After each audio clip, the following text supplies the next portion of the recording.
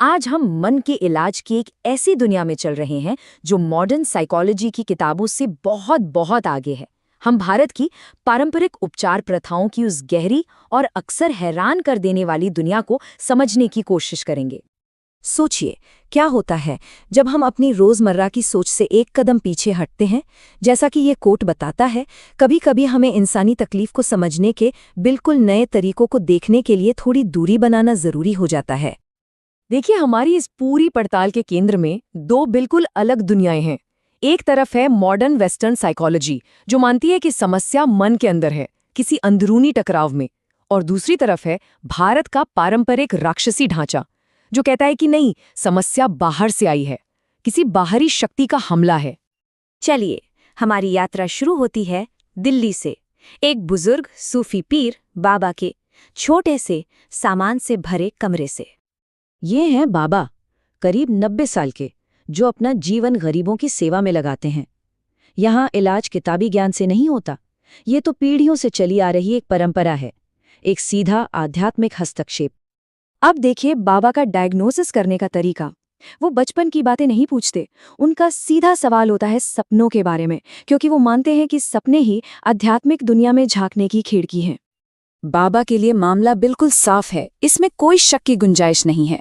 उनके मरीजों के सपनों में जो डरावनी शक्लें आती हैं वो और कुछ नहीं बल्कि जिन हैं, आग से बनी बुरी आत्माएं जो तकलीफ देती हैं और अपने शिकार का खून तक पीती हैं।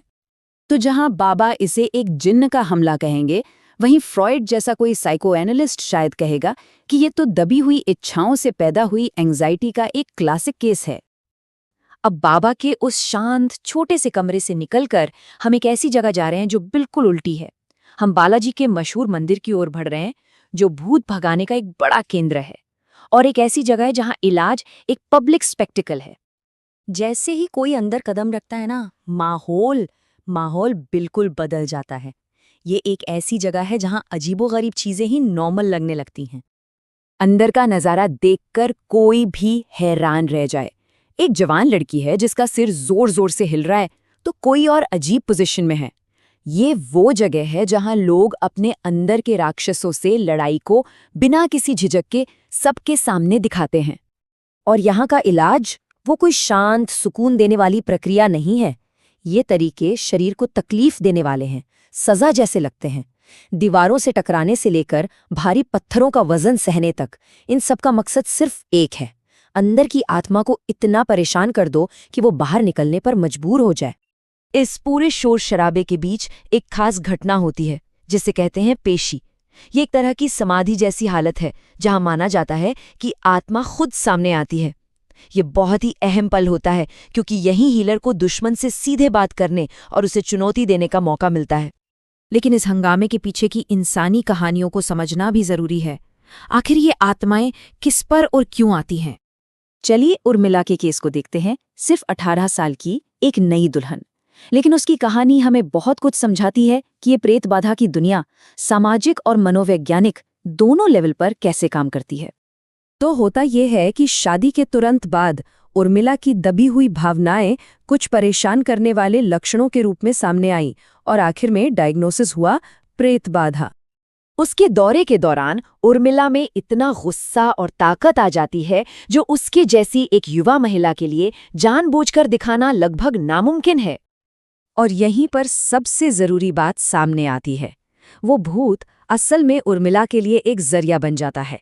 एक ऐसी संस्कृति में जहां एक नई बहू से हर बात मानने की उम्मीद की जाती है, ये भूत उसे अपना दबा हुआ गुस्सा निकालने की इजाजत देता है, और वो भी बिना किसी सामाजिक नतीजे के डर के।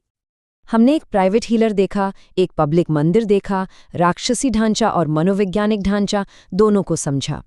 लेकिन इन सब में वो कौन सी एक चीज़ है जो कॉमन है, जो इस इलाज को कामयाब बनाती है? जवाब किसी थियरी या तकनीक में नहीं है, बल्कि एक बहुत ही गहरे कल्चरल कॉन्सेप्ट में छुपा है, जो इस पूरी इलाज की प्रक्रिया की नींव है। और वो कॉन्सेप्ट है विश्वास। मरीजों के लिए जो बात सच में मायने रखती है, वो ये नहीं है कि हीलर कौन सी तकनीक इस्तेमाल कर रहा है, बल्कि हीलर के व्यक्ति में, उसके व्यक्तित्व में एक गहरी अटूट आस्था। इसी वजह से कोई मरीज अलग अलग परंपराओं के हीलर्स के पास जा सकता है, आयुर्वेदिक डॉक्टर से लेकर सूफी फकीर तक। और आखिर में उसी के पास टिकता है जो उसके अंदर ये विश्वास की भावना जगा सकता। तो आखिर में हम क्या कह सकते हैं? ये प्रथाएं हमें याद दिलाती हैं कि इलाज का कोई एक तरीका नहीं होता। ये गहराई से सांस्कृतिक है, चाहे राक्षसों के जरिए हो या मनोविज्ञान के। मकसद एक ही है, किसी परेशान मन में दोबारा से संतुलन लाने के लिए साझा विश्वासों और कहानियों का इस्तेमाल करना। ये बात उस दोहरी हकीकत को बहुत खूबसूरती से सामने रखती है जिससे ये उपचार की परंपराएं डील करती हैं। एक तरफ समाज का शांत आदर्श और दूसरी तरफ मन की अशांत भीतरी दुनिया। ये सब हमें सोचने पर मजबूर करता है कि अगर उस जमाने के राक्षस दबा हुआ गुस्सा और इच्छाएं थीं, तो आज के मॉडर्न जमाने के राक्षस क्या हैं? हमारी अपनी बाधाएं आज क्या शक्ल लेती हैं?